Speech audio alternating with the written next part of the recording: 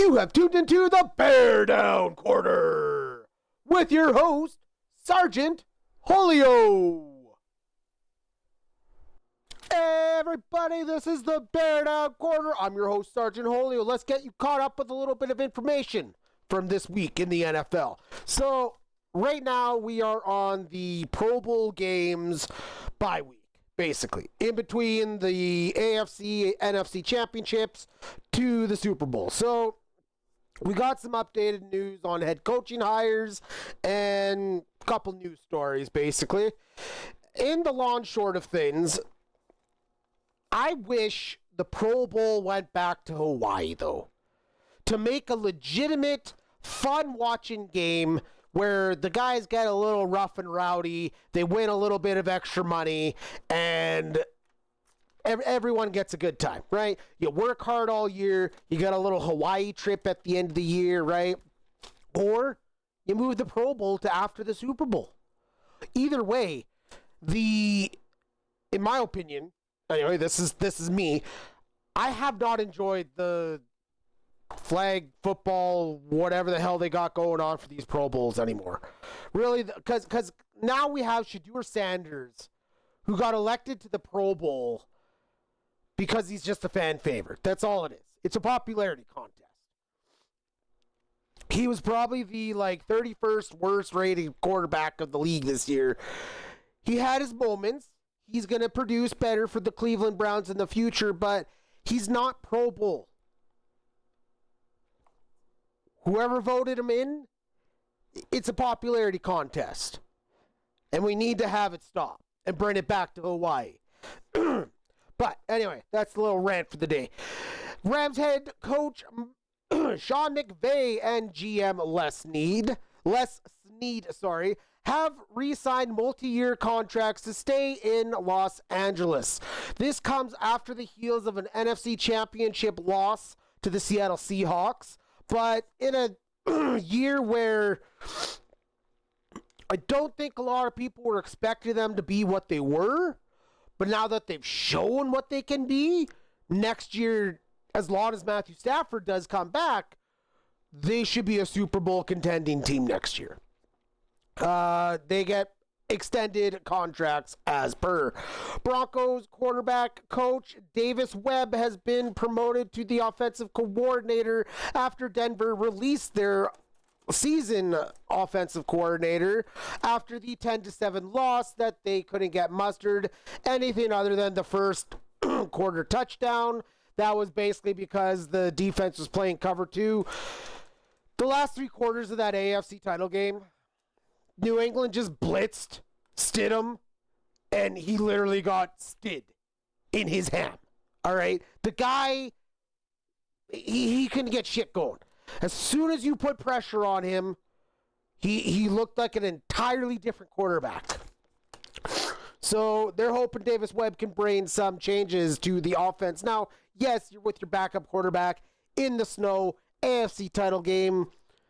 You still got to generate more than 7 goddamn points. Call something out of your bag. It's the final game of the year in a sense, right? Come on, man.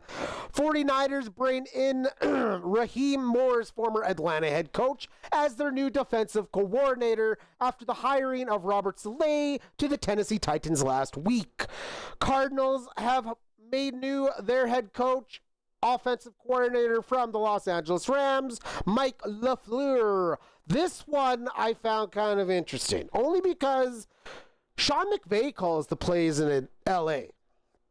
So, yes, he was your offensive coordinator. Yes, he learned under the tutelage of what is turning out to be one of our greats from my generation of watching football, right? Sean McVay has been an exceptional coach. But I don't know. Unless this guy is not going to be calling the plays in Arizona, you would have to hope that you hire an offensive coach for that reason, though, right?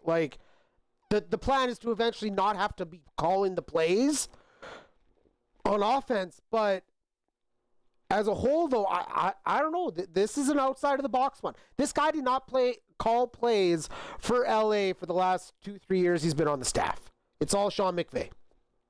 So that's what makes this hiring interesting. The Cardinals, they got a whole lot of questions on offense when it comes to who's going to be their quarterback. Can they get everyone else on the same page and system after you spent a high draft pick on Marvin Harrison Jr.? That's not looking too good of a pick now at this point.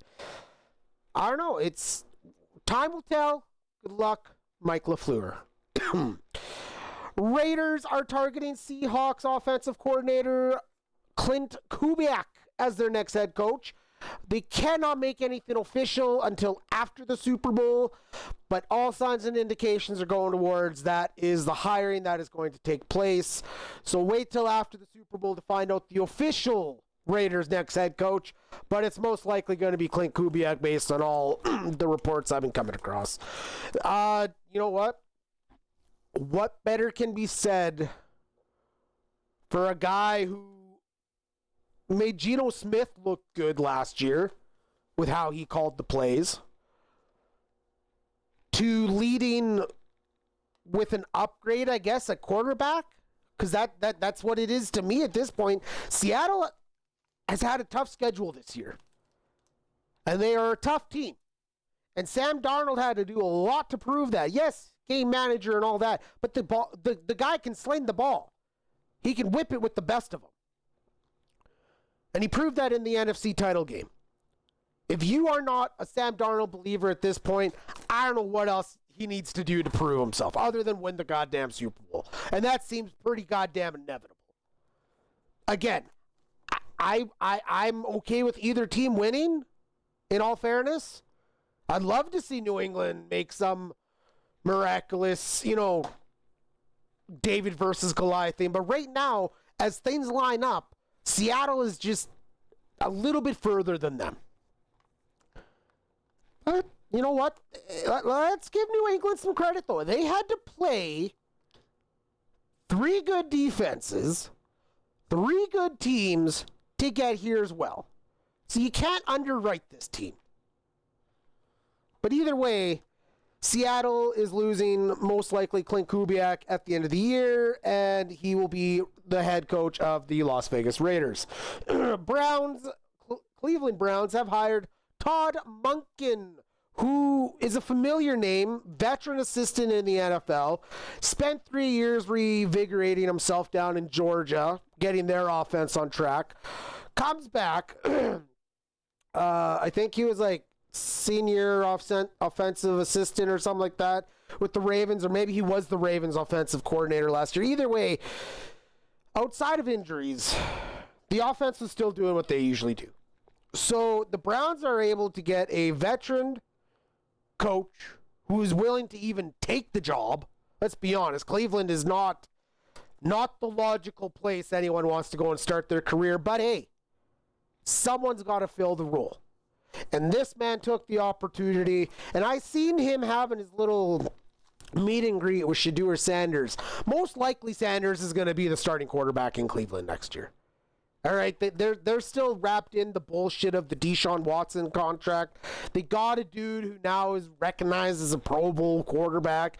He is a popularity contest winner, and people like him, I guess. So, you know what, Cleveland, if that's what you need to get excited about, then damn it, do it. Because even if you're losing, and if you can still find the way to cheer at it, true football fan, man.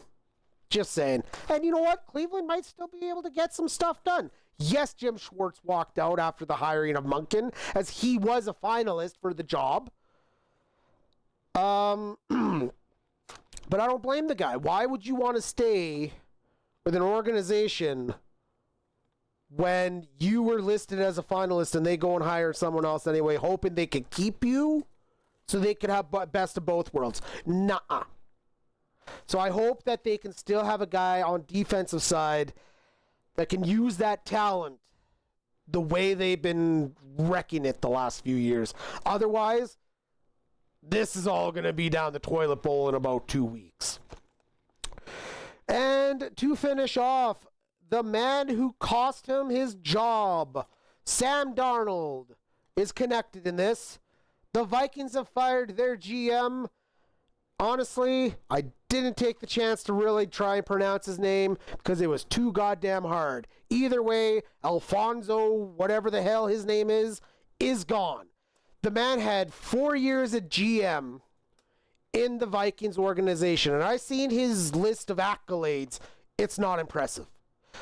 4 drafts with not a single guy in the Pro Bowl or even top 15, possibilities, right? He's done bad signings. He's done bad drafting guys.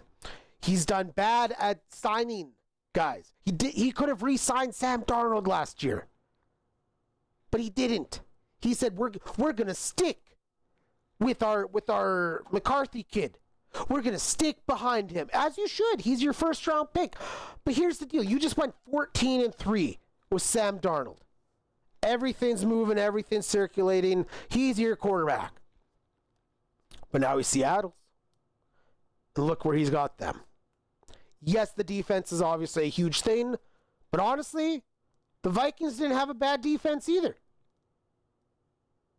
Flip the script. This could be Minnesota right now.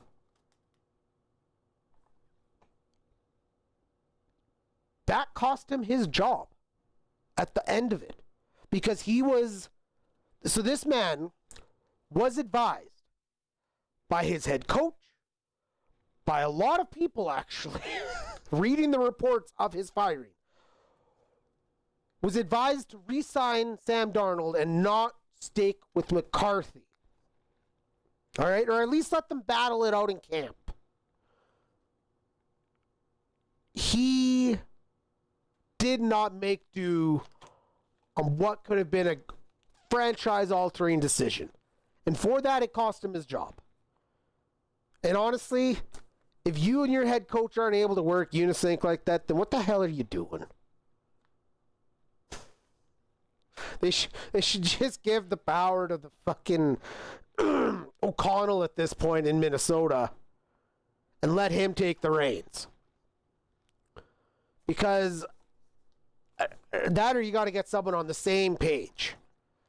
Because look at what disarray happens. And then you end up with a GM search midway through the offseason going into, the coming up free agency and all of that. As crazy as it is, the Super Bowl happens this Sunday. This upcoming Sunday. We are then 2 weeks away from free agency signing. A month away. So these guys, and you want to have your game plan set in on day end of the season, what you're doing next year. So that means you got to get a new head coach. There's obviously a waiting period if there's candidates you want that are still in the playoffs. But either way, Vikings fans, you're on a GM search. Good luck with that. That's all the news, notes, and everything else from us here at the BearDown Corner. I'm Sergeant Julio. Thank you very much for tuning in. You can catch us anywhere you can hear your podcasts and on YouTube. We are available Tuesdays at 6 o'clock General Mountain AM time and 8 o'clock Eastern time. Stay safe, take care, and we'll catch you here next time on the BearDown Corner.